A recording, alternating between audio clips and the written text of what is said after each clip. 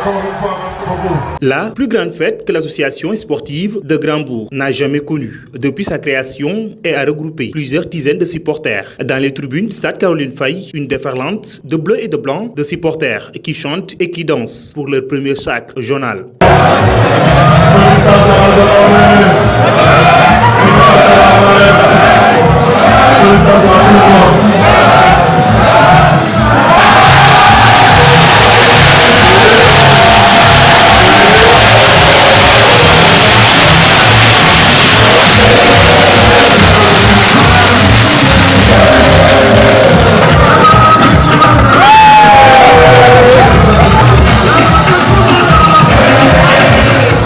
Après 120 minutes de jeu, l'ASC Grand-Bourg s'impose devant l'ASC Yego.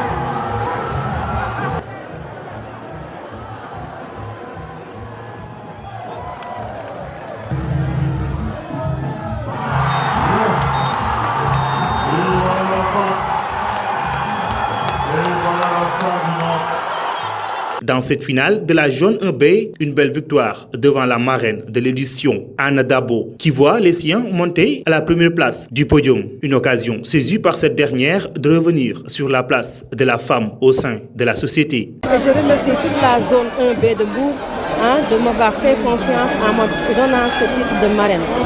Et je remercie vraiment toute la population bourgeoise, la famille, le mouvement, le Benno Bokk Yakaar, mais très chaleureusement notre chère mère, Cheikh Issa Sall, qui n'a ménagé aucun effort pour la réussite de cette journée, qui est une fête et la fête doit être belle.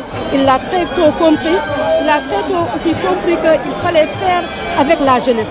Il fallait aussi appuyer la jeunesse. Il le fait depuis qu'il est là avec nous. Et il a toujours eu confiance à la femme, il a toujours cru à l'entrepreneuriat de la femme. C'est pour cela que dès qu'il est venu, il a trouvé le fonds communal à 20 millions, il l'a ramené à 240 millions pour permettre à toutes les femmes d'avoir accès au crédit, mais avec à moindre coût, et de faire un fonds revolving pour aider tout le monde à s'y approprier et à être à l'aise sur tous les plans. Et là, il nous promet, sur le budget 2024, on a prévu de construire Kër Jigéen Ñi pour promouvoir l'entrepreneuriat et l'employabilité des femmes. Après plus de 10 journées, les rideaux sont tombés sur cette compétition de la Jaune 1B selon son président. Le bilan est satisfaisant, même si quelques retards de programmation ont été notés. On est satisfait du championnat.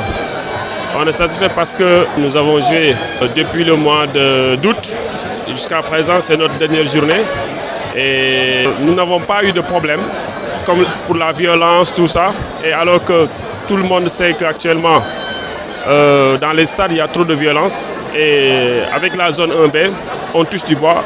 C'est notre dernière journée pour l'édition 2022. Et alhamdulillah, jusqu'à présent, il n'y a pas eu de violence. Et espérons que cela continue. Et pour les autres zones aussi, qui restent à faire leur dernière journée, que Dieu leur aide, qu'ils puissent faire leur finale sans problème. Et les perspectives, c'est toujours de faire mieux, que par exemple l'année prochaine de faire mieux que cette année. C'est ça, c'est en plus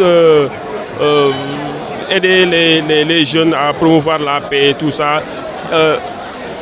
La violence, c'est-à-dire faire de telle sorte qu'il n'y aura plus de violence dans les stades. Il y a des autres zones qui sont hors de Bourg et ces zones avaient des problèmes. On était obligés, nous, de céder des journées pour leur permettre de continuer leur championnat. Parce que c'est le récap de Bourg. Donc on est tous conscients que si eux ne terminent pas, on ne pourra pas faire nos phases départementales. Donc c'est pour cela qu'il y a eu ce retard. pour permettre à nos camarades de l'intérieur de terminer leur championnat ici dans le stade.